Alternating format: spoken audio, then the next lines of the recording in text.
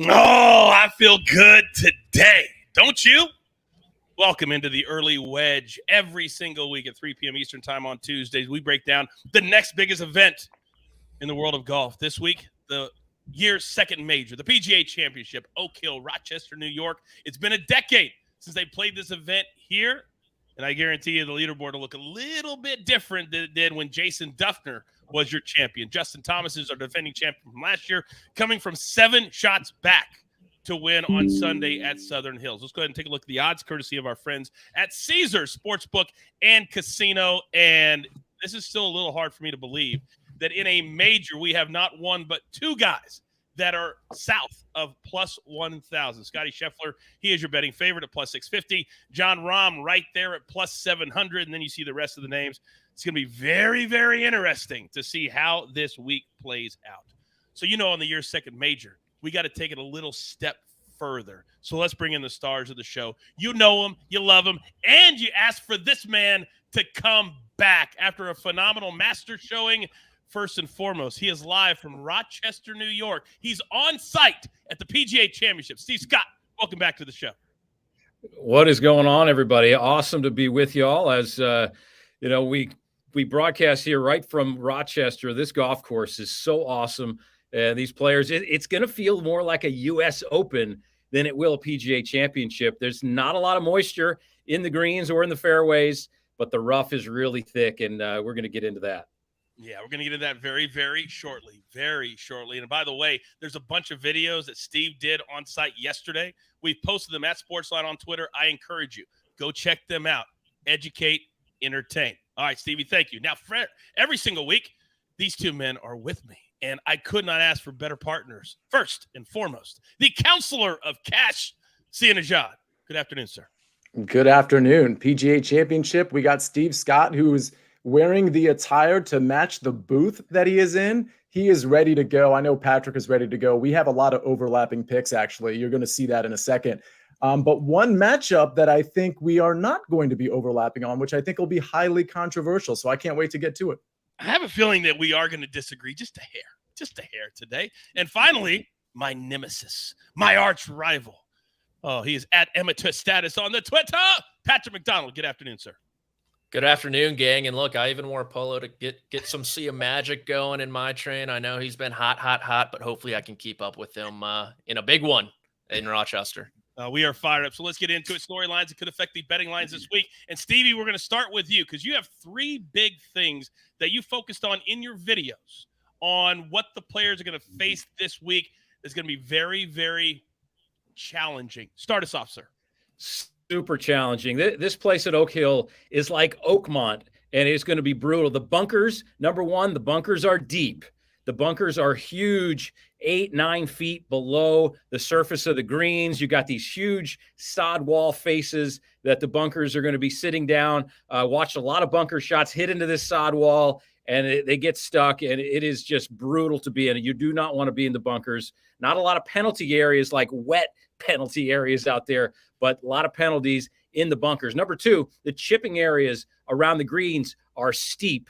You're going to have lots of fall-offs. Andrew Green in this restoration really built a lot of these chipping areas to fall off instead of this thick rough that it just encircles the green on your typical, U.S. Open type feel or PGA Championship feel. You got a lot of these closely mown areas. The ball will roll 20, 30 yards down off the green. Really trouble spots. Finally, hitting the rough, it's going to make you weep because this rough this week is 3 inches tall. It's not that long, but it is strong. It's like it's on steroids this week. It is thick. It is juicy. And these players are going to have a really hard time with it. And these fairways are so hard to hit. You're going to see these players hacking out of the rough and chipping around the greens and hitting some really uncharacteristic professional golf shots this week out of this thick stuff. So watch that spinach. I don't know how many times last week doing the Byron Nelson, Steve, we said, boy, this second cut is not going to look like next week's second cut. Truer words have never been spoken. Again, check out those videos of SportsLine. He describes it unbelievably well. So it's a bomber's paradise. We saw one player, anonymously, of course, said, hey, this will be a great tournament if you can carry it 320 yards. Oh, snap. So Sia Nejad, there are 2 men, and they're the betting favorites that can do that. Talk to me.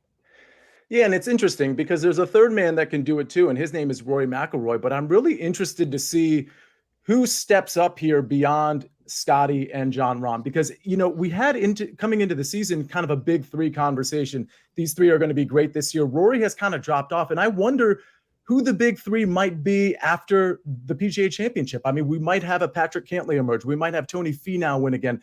Xander is getting a lot of talk. There's a lot of guys that could emerge. And maybe whoever wins this could be in that sort of big three conversation. Maybe Rory drops out of it. It's just interesting to me because everybody's thinking, well, this is Scotty or Jon Rahm's tournament. And of course, they don't necessarily win this thing. But I'm just curious who emerges in that second tier to be in the conversation with Jon Rahm and Scotty Scheffler. Well, maybe at least for a week, it'll be the man that has the chance, and the only man who has the chance to complete the career Grand Slam. And we never talk about it at the PGA Championship because it comes right after the Masters, and Rory could do it there. But Patrick McDonald, there's a man who skipped his favorite tournament of the year last week to get healthy for this week. Who am I talking about? Yeah, I'm a sucker for history, guys. And we're talking about Jordan Spieth. Obviously had the left wrist injury come out of nowhere, really. Had to withdraw from the Byron Nelson. But Michael Greller flew into Rochester, was checking out Oak Hill yesterday. Jordan Spieth flew in today. He's playing 9 holes with Jon Rahm. And while you'll see pictures circulate on social media of him hitting balls on the driving range, the key for Jordan Spieth, like Scotty just said, the rough. Will his wrist be able to hold up to the thick juiciness of the rough? I mean, thick and juicy typically means something good where I come from, but when it comes to the rough, Jordan Spieth is going to have to avoid that this week. And if he does, he might have a chance. I mean, he's 40-1. His price has ballooned since news of his injury, and it's just all very interesting what his prospects will be this week. And Stevie, let me come back to you because from a player's perspective, when you have a wrist injury and Spieth is wearing that black tape on his forearm, what's the biggest issue that he's going to face this week? Well, I think it's just the fear. I mean, there's going to be fear all the way around. There's going to be fear off the tee for hitting it in the rough. There's going to be fear from the rough, thinking he's going to injure it more. There's all sorts. You cannot stand over a golf shot in a professional tournament, let alone a major like this, and have any sort of doubt, any sort of fear creep in your mind like that. And I don't like his prospects. I mean, it's just, it's really too bad. The timing is obviously very challenging, but he said in his interviews recently that, maybe he's got to change his schedule up for the upcoming year because this year it seems like he's played a lot, to his own admission. Yeah, I heard him say that too, but the schedule next year is going to be worse than the schedule this year for the top guys. So that's not going to work. All right. Well, anyway, he won't have to play all the designated events and all that, but yeah, it changes. Anyway. Maybe we'll have a season preview next year. We could all discuss that. I think that'd be cool. I think it'd be cool. All right, let's get into it. DFS, because on major weeks, whether it's DraftKings or FanDuel, I live in a state where, both have it, but I don't know who the leader is right now, but I know who the leader is on this show because these guys are savages when it comes to DFS. In fact, Sia Nejad does a DFS show every single Monday, correct, Sia? Monday? That's right, with Rick Gaiman on The First Cut, absolutely. You want to name our competition? No, I love Rick. He's on side the PGA Championship. Rick Gaiman, you're killing it. All right. Now, Sia, I'm coming to you first. I need 3 names. 3 that I can play that you like. They're in the category that you prefer, and I need 1 that we are fading, sir. Talk to me. Side note, little pat myself on the back. I almost won the 75K long drive. That's the $100 single entry last week. I ended up finishing 10th. If Scotty Scheffler had just closed the deal, I probably would have finished first, definitely second, worst case scenario. But the reason I bring that up isn't just to pat myself on the back. It's that the 3 guys I had on this show sailed through the cut, and that the last one, remember, they were kind of lower priced guys between 6,700 and 8K. Well, I'm doing that again this week with my guys, but I do want to mention Carson Young was one of those guys. This show has been on Carson Young, not just for a couple weeks, but for maybe a couple months at this point. So he sailed through the cut. He had a great Saturday and Sunday. So I'm hoping these 3 guys can do the same. Terrell Hatton, we'll talk about him later. He has the complete game. I really like what I see with him. Weighted tee to green approach off the tee, but the short game is really popping for him as well. So 8,500 is a nice value. Fitzpatrick has the complete game. I know Patrick is a big fan of Mr. Matt Fitzpatrick. I really like the price here is really good, and he's not gaining a ton of popularity. We've seen in the last few tournaments, he's been really good. And speaking of really good, Wyndham Clark. He's 7,500. Well, that's interesting. 2 weeks ago, we hit him at plus 7,500. He happens to be 7,500 here. What a fortuitous pricing. I love it. I think Wyndham Clark has plenty of upside. He probably should be in the 8K range at this point. My fade, it's Rory McIlroy. I don't have anything against Rory McIlroy, but the play hasn't been very good. If I'm paying up, it's going to be for Scotty. It's going to be for Jon Rahm. It's not going to be for Rory McIlroy. Yeah, he's a very, very expensive. By the way, in his press conference this week, he said that he's going to start taking a step back from being the face of the PGA Tour when it comes to LIV and PGA Tour discussions. And I think that's a good thing. That's not his job to do. All right, Patrick, the fade for you is very interesting after the performance he had at Augusta. Explain yourself. Yeah, I'll start off with my fade, and it's going to be Brooks Koepka at 10,100. And it's really kind of like Sia said, if I'm paying up for someone over $10,000, I'd much rather go to Jon Rahm or Scotty Scheffler. I understand Brooks Koepka's history in this tournament. It's dominating. Not only does he have the 2 wins, but he has 3 other top 5 finishes. But I need to see a little bit more, to be honest with you. You see, it's tough with these LIV guys where you don't have all the statistics. You have total strokes gained, but you don't have off the tee numbers. You don't have approach numbers. And while he just did have a great finish there at Tulsa, the course, based off what I saw on TV, wasn't all that challenging. Cameron Smith shot 61 the final day there. So I'm perfectly fine fading Brooks Koepka, knowing he'll probably be pretty popular given his history in this tournament. But I will go for Ricky Fowler at 7,600, who is also probably going to be kind of popular, and with good reason. Over the last 6 months, he's 12th in total strokes gained, 10th in approach, 17th putting. He has 10 top 20 finishes in his last 14 events. I love the way his game is trending. For Ricky Fowler to contend in this field, he's going to have to drive the golf ball well. That's been his bugaboo. But if he can do that, I think he has a legitimate chance to be there on Sunday. Russell Henley is a name that a lot of people have forgotten about. He hasn't played since the RBC Heritage.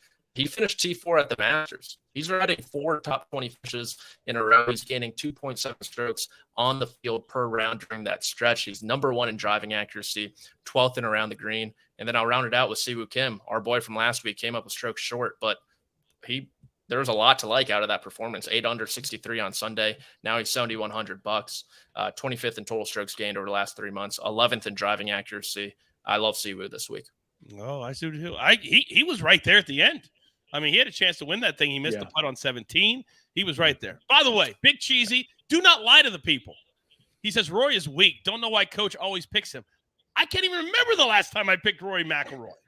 Stop with the lies. God, do you guys even remember the last time I picked Rory McIlroy to do anything? I don't remember the last time this show picked Rory McIlroy. I know. Maybe it happened. I don't know. I don't remember. I don't know. But apparently this is Big Cheesy show now, so you can run it however you want, sir. Or not. Let's move on. Now, this is where we make our bread and butter, but not before I pay my guys. They're very, very expensive. Here's a word from one of our incredible sponsors. One weekend in May, only the best are welcome. An invitation reserved for legendary players and future stars, challenging each other at one of the most extraordinary courses in the nation. A major moment awaits. The PGA Championship on CBS. Oh, and there are 700 CBS people on site. I exaggerate. Maybe not. All right, so this is also one of the places where my guys thrive. Instant gratification. 18 holes in, let's cash a ticket. First round leaders. And Stevie, I made you sit for the DFS, so I'm going to let you go first here. Who do you like to come out, have a really good first day, and be right there smack dab at the top of the leaderboard? Well, it's a guy who I picked before. I've got 2 of them. Jon Rahm, and he's such a great front runner. Number 1, he could go wire to wire in this one. By the way, he shot 65 or 64 5 times in 12 opening rounds. So about 50% of the time he's shooting sub 60, 65 or better. So ridiculous stats right there. He's got an opening round average for the year of 67.55. So that's all you need to know. He is on such a heater. This is a Tiger Woods type of year for Jon Rahm. He could just jump right out and take this whole thing right by the throat early. He's teeing off in the morning on Thursday as well, so that should be good for the weather. Adam Scott He's playing really well recently. Tied for 8th at the Byron Nelson. Tied for 5th at the Wells Fargo. 9 of last 12 rounds under par, including a pair of 63s last week. I know the golf course is a little easier, but 63 is 63, gentlemen. 68.44 is his best scoring average. It's in the first round, and all his other scoring averages are north of 70. And finally, he was tied for 5th here back in 2013. So it's a golf course he really likes, and I like those two players right now. And there are very few players that we could find like Adam Scott that played well here a decade ago and is still playing well today. I love that play, and I have him picked later in the show. Love Adam Scott. Love Adam Scott this week. All right, Patrick, talk to me. Yeah, he's a great actor, Coach. And I'm going to go with Ricky Fowler at 66-1, someone that I just mentioned in the DFS segment. He's approaching over 2 strokes gained per round over his last 3 months, which is, elite level type of play. And I like, normally we mention morning tee times, but it's pretty chilly up there in Rochester, New York. There's probably going to be a frost delay. I know there already was one this week. So I don't mind looking in the afternoon wave on Thursday in particular, just because of, the ball will be flying a bit more out there, and it's a long golf course, so you're going to need everything you can get. And Russell Henley's a first round leader god. He's approaching 2.7 strokes gained per round over this small 4-tournament stretch, and I love what he can do. If the putter gets rolling, which it has been, it's been trending in a nice direction. I love him to get off to a fast start at 80-1. Did you say he's a first round leading god? God. Russell Henley, god. He's a god. God. Only on Thursday. Only on Thursday. Not Saturday. Yeah. Maybe not Sunday, but on Thursday. No. Thursday. All right. Now, all my guys do things differently. So they might give you 1 or 2, or you may want to sprinkle on 4 or 5. That's kind of how Sia likes to do it, and his formula works more than it doesn't. He's a savage. Sia, it's up. Yeah, I've got 5 here, and you certainly don't need to play the same amount on each of these. Maybe you have 3 that you really like, or I have 3 that you really like, and that's how you want to play it. Obviously, use your discretion there. By the way, veteran move by Steve, getting Jon Rahm exposure in the first round at a palatable number, as opposed to taking him outright at plus 750 or plus 700. We have been doing that on this show a little bit. I know, Patrick and Coach, you did that just a couple of weeks ago. I really like that idea of getting that Jon Rahm exposure in the first round. And by the way, if that crashes and burns somehow, well, then maybe you get a good live bet because he's middling in the first round. And then all of a sudden, instead of plus 750, you get him at like plus 1,200 going into day 2 or day 3. Just something to think about. I'll be real quick here. Tony Finau plus 3,500. I don't really trust that he's going to win this tournament, although that's certainly possible. The putter's been a little bit erratic with him. That's just one small criticism for him. But I do think he can get, I think he's a good course fit, and I do think he can get out to a lead here. So at plus 3,500, I like that number. I already mentioned Fitzpatrick. His all-around game is excellent. I really like what I'm seeing in the last few tournaments, and I think that's a result of he was shaking off the neck injury. He fully shook it off, and now he's really popping on a course that should treat him very well. Give me Matt Fitzpatrick at plus 4,000. Terrell Hatton, I could sing his praises all day. I wrote him up in the SportsLine article last week. I said, take this guy as an outright at plus 5,500. That number has now moved, but in the first round market, I like it at plus 4,500. Tommy Fleetwood, all-around game to contend here, at least for a round. And then finally, I'll just parrot the sentiment of Patrick. Ricky Fowler, the game is really shiny. I don't think he can win here. It's possible, but a first-round leader is definitely in play. He has moved up a lot in the world golf rankings in the last, 6-8 months. He is certainly trending in the right direction. Steve, let me come back to you. Taylor's asking, would you guys consider Scotty Scheffler, first-round leader at plus 1,800? He also has an early tee time. Yeah, I mean, I think, look, what Scotty Scheffler is doing right now, he is on the top of all these strokes gained categories. He's so far ahead in so many ways. I certainly wouldn't put it past him. And I have got some good knowledge that there may be a little frost delay, which means these guys won't be quite teeing off quite as early as it's enlisted in there. So watch for that, because we could get a little warmth by the time these guys actually tee off. Man. Good on the front end, and maybe also, according to Patrick, good on the back end. Because remember, this is a 156-man field. This is like a normal PGA Tour event, and we know the rounds go like 6 hours. It's painful. So when you have this many guys, even if there's not a frost delay, we could look at not finishing because of light. So we'll see how it fares. And of course, Steve is on site there in Rochester. So follow him on social media. We'll also be updating what he has to say all week long. All right, let's keep it moving. You guys know, if you watch this show, where is your bread and butter at? It's right here. It's head-to-head matchups. It's not sexy, but it sure is a hell of a lot of fun. And all I got to do is beat one other guy. So, Sia, we're going to start with you. Give me the matchups. And there's been a lot out there. That's what I love about major weeks, is because everything comes out earlier. You're up. Yeah, this is the controversial one that I think we're going to be on multiple sides of here. It's Jon Rahm minus 102 over Scottie Scheffler. I just think Jon Rahm is the better golfer than Scottie Scheffler. And for the record, that's not me saying Scottie Scheffler is bad in any way, but honestly, I just don't trust the putter with Scottie Scheffler. I think that's really the problem. Now, Rahm can go bad with the putter sometimes too, don't get me wrong, but I trust his all-around game. That includes putting more than I trust Scottie Scheffler. And if you need evidence of that, just look at what Scottie did on the back nine last week. It wasn't a good watch. Every time he stood over a putt, I kind of knew it wasn't going in, and I needed him. So I was watching every single putt from him. It just didn't look great to me. I think Jon Rahm is more likely to get to catch fire on the green. So him as a dog here, I'll take it minus 102. Patrick Cantlay, another dog against Rory. Listen, I already told you I'm fading Rory in DFS. I know Patrick Cantlay's form is better than Rory's right now. I think he's a very good course fit, just like Rory is, but Patrick Cantlay is popping way more than Rory McIlroy. And I think Cantlay is a dog here based on reputation alone, and that's Rory's reputation. So I'm going to go ahead and take the underdog again. Tyrrell Hatton minus 110 over Max Homa. I just really like Tyrrell Hatton this week. I like him as an outright play potentially. I love all the metrics I studied, which again, weighted tee to green, weighted approach, weighted off the tee, short game, putting around the green. All of it, he checks those boxes. Max Homa, he was good last time out, but he's been relatively inconsistent. I'm going to play against that inconsistency. And then finally, speaking of all-around game, Tommy Fleetwood does check a lot of boxes. He's just long enough for me not to be fearful to play him. And Sam Burns, super erratic. I think he can get into a lot of trouble here. So I think another dog plus 105 over Sam Burns. I'll go ahead and take Tommy Fleetwood. I just had a Rock flashback when you said finally. Oh, gosh, that just took me back like 20 years. Rock has come back to Rochester. By the way, yesterday, Steve, you don't even know this guy because you haven't had to be on a show with him. And I hope you never have to be on a show with him, but he's vital to our success, as I say, as I'm laughing. EC. And yesterday, he was lamenting the fact that he was not on Early Wedge this week.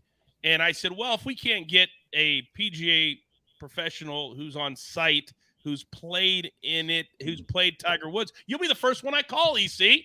But thank God, Steve, you were here today. And Steve, EC is just stuck in the chat. He's just stuck in the chat, making promises, Zach, that he can't keep. He can't keep what he just told you in the chat. I run the show. Oh, boy. I run the show. All right. I apologize for that little dissertation. All right. Sia Nejad, well done. Patrick McDonald, you got 4 big ones there, big boy. And we might have a little situation. You're up. Yeah. And Steve, thank you once again. I mean, I can't imagine anything worse than talking to EC for 45 minutes about golf. So we really do owe you one. But like, it seems like we're all simpatico except for, one elephant in the room. That's the matchup. But like Sia just said, I love Tyrrell Hatton over Max Homa this week. Homa, the major championship resume has obviously been very disappointing. Hatton has been great on long, difficult golf courses. You think Quail Hollow, Bay Hill, the list really goes on for him. So minus 110, I believe, is a steal. Then I'm going to go with Sung J M, coming from the Korean PGA that he just won last week, which is kind of a psycho move, in my opinion, to do that the week before a major championship. But he is Sung J M after all, minus 110 over Dustin Johnson. Like I said with Brooks Koepka, it's really tough to kind of handicap these live players without the full, picture of what's going on. He just came off that Live Tulsa victory, but I think he is being overvalued in the market because of that, because his name is Dustin Johnson. And Sung J M has been playing, consistently like a top 10 player in the world. He hasn't finished outside the top 21 in a couple months at this point.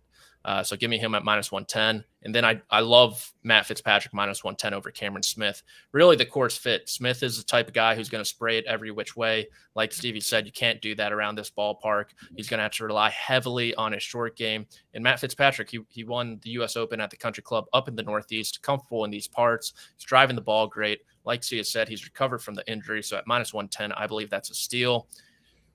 And then we're going to go with Scotty Scheffler, plus 100, even money over Jon Rahm. Scotty Scheffler is gaining over 3 strokes on the field per round over the last 3 months. He's playing better than Jon Rahm, in my opinion. I know the putter is a little suspect at times, but Scotty Scheffler is driving the golf ball better than Jon Rahm at the moment. And I think that is what is going to separate him.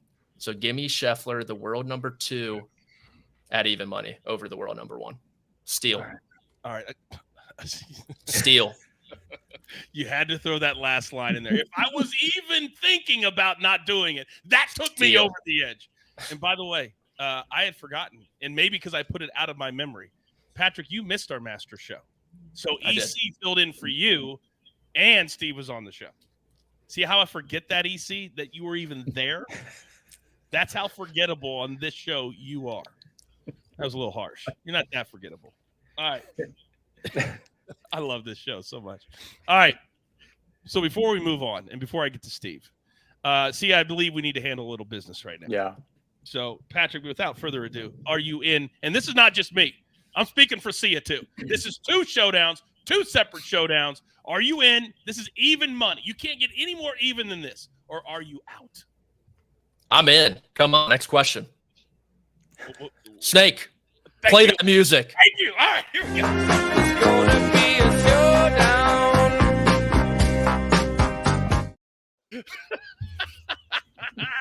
All right, so we got our first showdown of the week, and I cannot wait. Jon Rahm against Scotty Scheffler. I called his first 36 holes last week. Sia is dead on. His putter is not very good right now. Just saying. Just saying. All right, Steve Scott, what do you like this week? Yeah, well, I've got to start with Tommy Fleetwood. Let me go back to EC though for a second. I know he's been dying. He's been working on his putting ever since the Masters talk. So anyway, EC, we love you.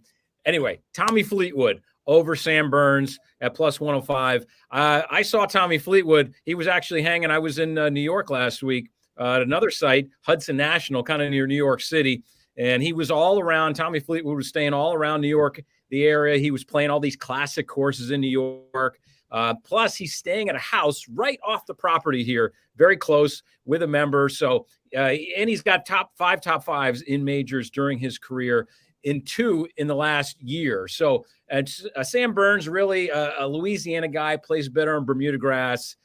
He's only got 1 top 20 in a major, and that was last year, a tie for 20th at Southern Hills. Tommy Fleetwood all the way.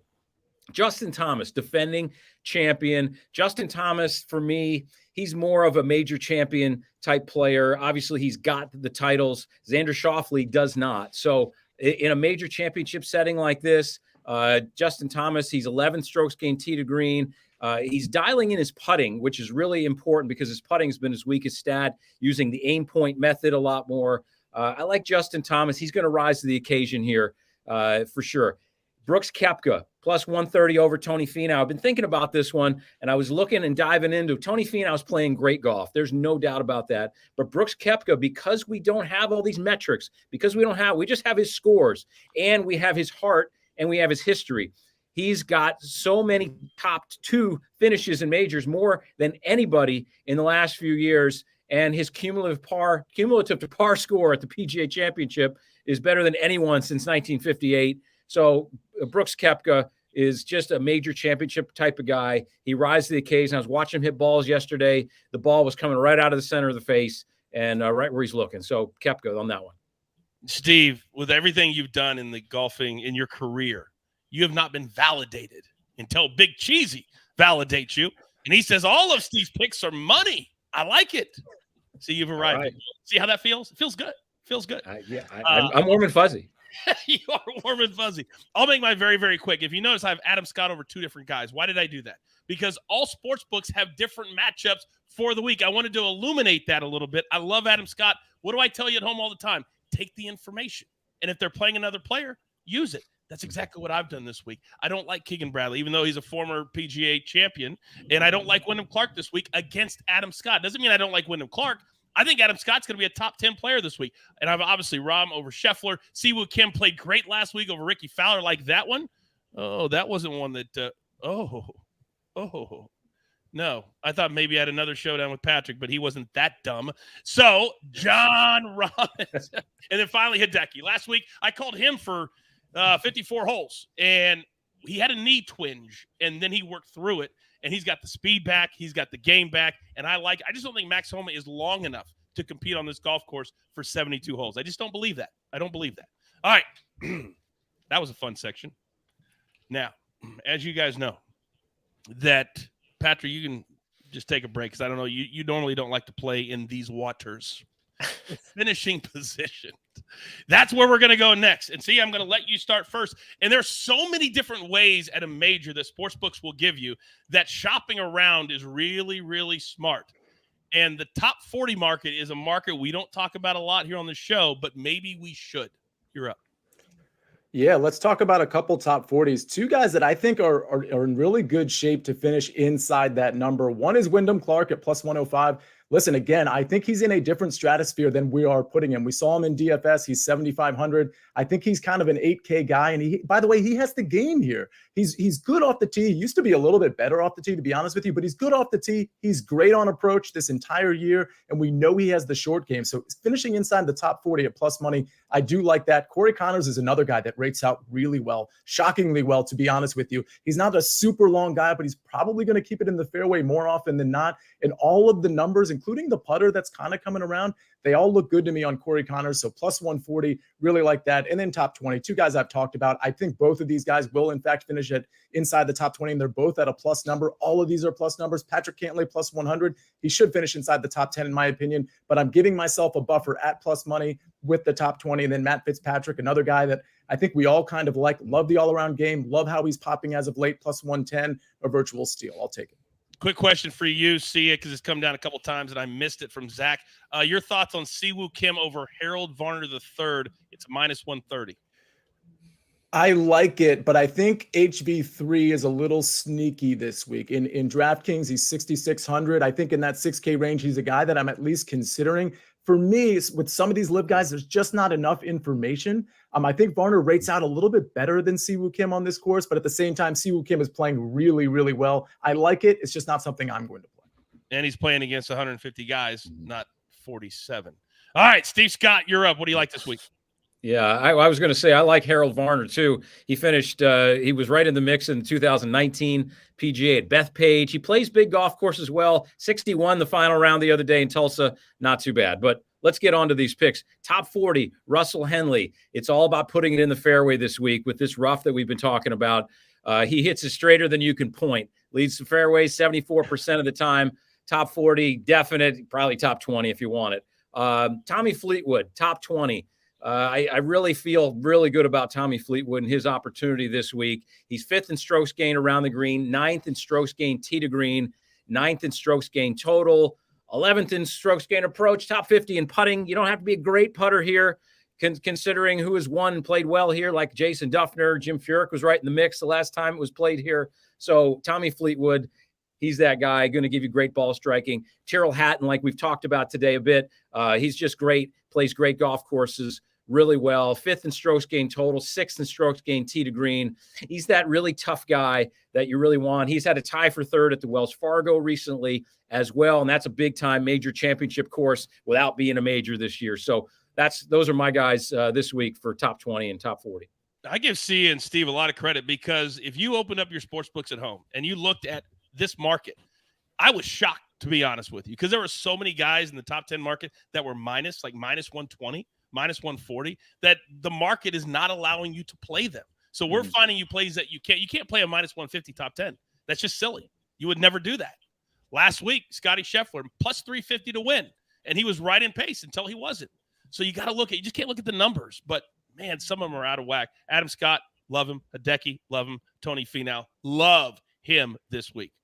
That might be the fastest take I've ever had. 4 seconds when I actually got into my pick. A minute for the whole thing. All right, now. We have arrived. This is our specialty. This is where my guys really flex their handicapping muscles. So, as I look at my notes, me and Steve Scott, what a shock, simpatico. Patrick McDonald and Sia Nejad, nearly simpatico.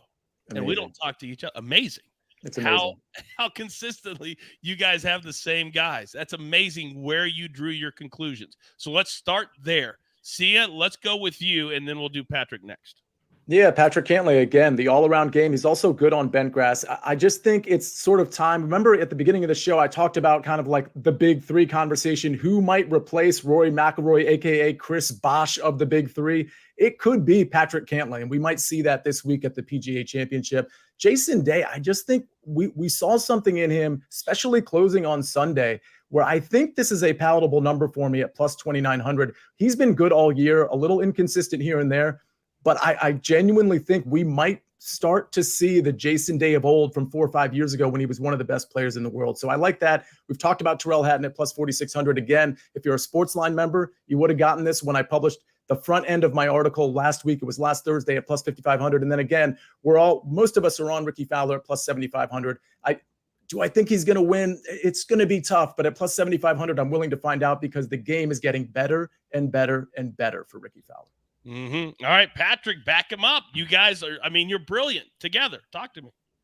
Yeah, Cantlay 20-1. Just to expound on what Sia was saying, last 3 months, third in total strokes gained, third tee to green, fifth off the tee, top 10 in driving accuracy, and top 30 driving distance. And the knock on Cantlay has kind of been his major championship history, but he's rocking 3 straight top 15 finishes in those major championships. Coming into this event, was in the penultimate group there at Augusta National. So he does have some experience under his belt now. Tyrrell Hatton, I don't think I need to talk about anymore at 46-1. And then Ricky Fowler, 75-1. The key with Ricky this week is going to be driving. Like I've said, if he is splitting fairways with consistency, I think he has a real shot to be in the mix there on Sunday. By the way, Tyrrell Hatton before last week was like one of my 3 favorite players to watch and call on PGA Tour Live. He's now number 1. Did you guys see him flip off his lie in the bunker on one of his holes last weekend? It was a double bird to a lie in a bunker. One of the funniest things I've ever seen. I was like, who's he flipping? Oh, the lie. The lie was crappy. I got it. He's the best. He's the absolute very best. And if he gets in contention, can you imagine what that sound will be like if he shanks one into the trees? Oh, magic. I'll be very quick. I think Tony Finau, based off his win in Mexico and his recent form, I'm feeding into long players and Cam Young. I don't want to miss the day or the tournament when Cam Young decides, this is going to be the week that I get my first PGA Tour win. He almost did it at the Open. He's had a lot of high finishes. I like his number at plus 3,000. Steve Scott, floor is yours. Yeah, I mean, Tony Finau for sure. I mean, he's got all the marks. He's ramped up to this point right here. And what I like about Tony Finau, besides his second in strokes gain approach, third in strokes gain tee to green, third strokes gain total, he's got the discipline to play the right shots at the right time. He doesn't need to punch driver. He's got all the distance, but he plays the smart shot, and he plays conservatively when he needs to. So I like Tony Finau. I think he's just ramping up to this point. And the last 2 really aren't necessarily what you consider great putters. Colin Morikawa is not putting great on the greens at all. But this golf course to me just screams Colin Morikawa. Third in driving accuracy, first in strokes gain approach, fifth in greens and regulation, and fifth in strokes gain tee to green. Colin Morikawa, the ball striking is going to be so important this week. And if you just putt average, I mean, Jason Duffner won here. Okay, that's all I got to say. So, and then Tommy Fleetwood, he's just fully prepared for Northeast golf. Like I was mentioning, it's a Tommy Fleetwood type of golf course.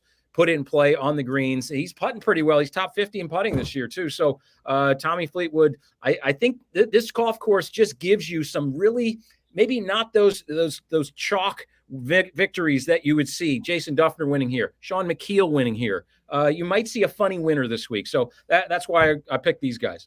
It's funny you should say that, Steve, because even though we're feeding into the Bombers' paradise, 2 names that shocked me from the last time they were here inside the top 15. Zach Johnson, Boo Weekly was a top 15. Only 21 ball strikers. Guys. Yeah, ball strikers, right? That's where I was going. Ball strikers. Yep. Yeah, Jim Furyk finished second here. I mean, he's not a this is a point A, point B. If you make a few putts, great, but it's not going to be one on the greens here. It's just not. The man knows. One of the top teaching professional players in America. See ya, go. This can't get unnoticed. Douglas Armstrong III in the chat. He was trying to type, "I'm going to bet Cantlay," and he accidentally typed, "I'm going to beat candles." And that is just priceless. Thank you, Douglas Armstrong III. Strong name. What a strong name. Good. Though. So good. That just hit my funny bone, man. That just hit my funny bone. All right, we've got one thing left, and then you guys need to understand that we're taking over CBS Sports HQ the next 3 nights, 6 p.m. Eastern time. There'll be more PGA Championship talk there. And guess who's hosting? Oh, what? Tune in for that. So this is the section where we can kind of put anything. Long shots, to make the cut, miss the cut, whatever you want to do. So Patrick McDonald, start us off, sir. Yeah, the miscuts kind of hurt us last week. We had 2 guys fall right on the number with Aaron Wise and Cameron Champ, but we're going back to the well. It served us well long-term, and Bryson DeChambeau plus 110 to miss a cut, just an extremely volatile option. I know there's a lot of comps being thrown out to Wingfoot, where he won his 2020 U.S. Open, but this isn't Bryson of 2020. This is a completely new player. He's lost a bunch of weight, looks completely different. And at plus 110, given how volatile he is, how volatile he has been, I'm going to take that bet. It's crazy. I had somebody on Twitter this morning, "Hey, coach, you keep talking about distance. Maybe I sprinkle a little bit on Bryson DeChambeau." I said, yeah, maybe 3 years ago. That's exactly what I said to him on Twitter. He finished top 13 last week, I guess, but he was 10 shots back. He was 6 under. He's not been playing good golf at all. At all. Yeah, and what's lost on a lot of people is he led the field in strokes gained approach the week of his U.S. Open victory, was great around the green and putting. It really just wasn't all driver. It was great. And the train's honking, which means, I think the train honking is undefeated in my background. So plus 110 might be the way to go. The train is our 5th handicapper, always. All right, Steve Scott, give me your one. Why do you like Corey Connors this week? It's kind of a long shot. Yeah, again, I just don't feel like I'm not feeling Bombers golf course. I know you're saying it, but I'm just not really feeling it. Corey Connors hits it plenty far enough. Think about the yardage on this golf course, though. The yardage is in a couple really meaty par 5s, over 600 yards, a couple long par 3s. It's not a lot of 500-yard par 4s here. There's a few, but not a lot. So Corey Connors, he's a great ball striker. Putting is short game is but he's a winner recently at the Valero Texas Open where you have to hit the ball great. He's top 30 in strokes gained total, tee to green, off the tee, approach. And you know what? Most importantly, you can almost see Canada from Rochester, New York. This is north, baby. I worked with Graham DeLette, by the way, last week. So all I heard about was Canada. He'll be on site there, too. If you see Graham DeLette walking around and you're on site, just tell him the coach said hello. It'll blow his mind. It'll blow his mind. Done. All right. All right. Sia Nejad. I'm looking at a guy that I almost put into this section as well. And that's your winner of Gary Woodland. Tell me why you like him. So he has to find the putter, but his strokes gain metrics outside of putting are staggeringly good. If you look at his metrics over the last, 4 or 8 tournaments, whatever sample size you want, this looks like the profile of like a Tony Finau. Again, it's the putter that's going to be the issue with Gary Woodland, but at 100-1, good course fit, he checks all the boxes other than putting. And we've seen him, it's rare, but we've seen him putt well before. I think he's probably more fit to be like a first round leader or a showdown play, but Gary Woodland is striking it too well for me to ignore. So I'm going to take him at 100-1. By the way, I fully endorse that Corey Connors 100-1 play as well. By the way, he's gained in 4 out of his last 5 with the putter, that being Corey Connors. And then finally, first round leader, Taylor Moore, 90-1. I don't know if anybody's really paying attention to Taylor Moore, and this is a major. He's probably not going to win it, but as far as a first round leader, the metrics are really, really speaking to me. He's a little dicey around the green, but if he can get lucky for 18 holes there, or he might not even need it because he's just spraying it on the green every single time. Off the tee, approach, putter, he checks all the boxes. He's been really, really good, and it's not really being noticed. That's why this number is so long at plus 9,000. I called the week that he won, and he had a bunch of dudes doing stuff around him. He never blinked to get that done at the Valspar. This kid can play. Really quick, mine. I think Matt Kuchar, he's been playing okay lately. I just don't think he makes the cut here. Mito Pereira, you remember him a year ago? He had this PGA Championship won and then hits it in the water at 18. What are you doing? He's going to miss the cut as well, plus 150. And then my long shot, I love Adam Scott this week. I just do it, plus 9,000. I feel like this is part of the reason it's at this number is because they tried to separate the top level players from everybody else. And Adam Scott got drifted down into the everybody else instead of where he should be, which is probably plus 5,000, plus 6,000 to be fair. So this is a great number for Adam Scott.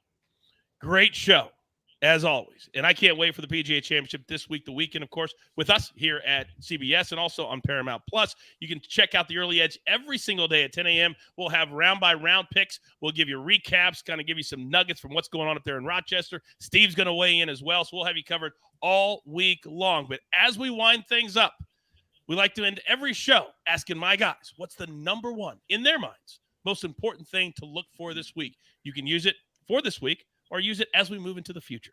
So, Steve Scott, if you don't mind, please start us off first. The most important thing to look for this week, I think it's really anybody who can put the ball in play. Total driving on the PGA Tour, the stats are going to be really important.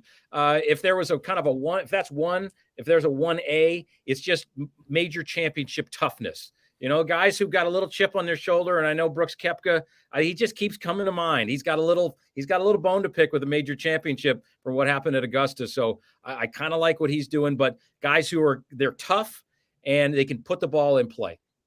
All right, Patrick, talk to me. 7 straight major champions have checked in under the age of 30. That is a record since 1934. I think that changes this week. Steve just said Brooks Koepka. We have Patrick Cantlay, Rory McIlroy, Dustin Johnson, Tony Finau. I think the major championship chops comes to life, and an older guy is raising the Wanamaker on Sunday. Sia.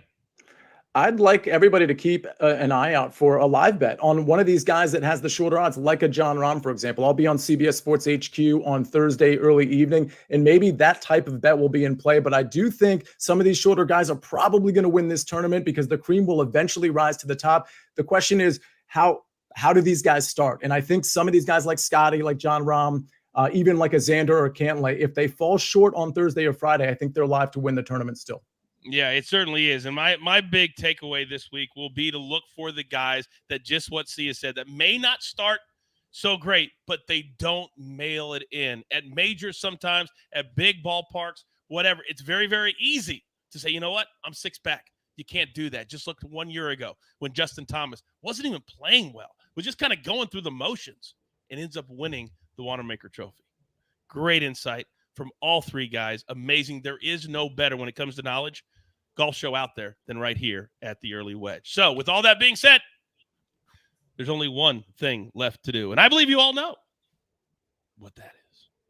You've got your marching orders. Let's take all of these PGA Championship tickets straight, except for Scheffler over Rahm, to the pay window. For my entire crew, love them all. Steve Scott, the counselor, Patrick McDonald, the snake, doing incredible work on the ones and the twos. I am simply the coach, trying to keep this train on said track. We grind, especially in golf, for you, so we can win with you. Tune in tonight, 6 p.m. Eastern, CBS Sports HQ. Before that, 4 p.m. Eastern for Early Edge and 5. I will handle EC right there at the Early Edge. Good luck.